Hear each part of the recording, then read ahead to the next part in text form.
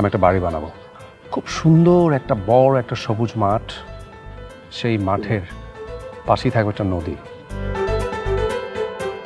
বলে একটু চেনা জানা 2 দিনের পরিচয়, এখন তো দেখছি পুরো বায়োডাটা তুই হাতে নিয়ে ফেলেছিস। আরে বাবা রে বাবা, গাছের পাতায় চিঠি। কাজল, আমি কটা দিনের জন্য ছিলাম না, এর মধ্যে সিদ্ধান্ত পরিবর্তন করে ফেললে তুমি।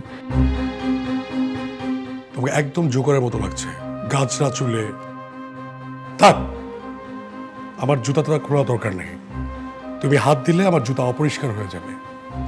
কাজল, তুমি আপনার ব্যাপারটা কি বলেন তো? মর্নিং ওয়াকে আজকাল আপনার এত সময় লাগছে কেন?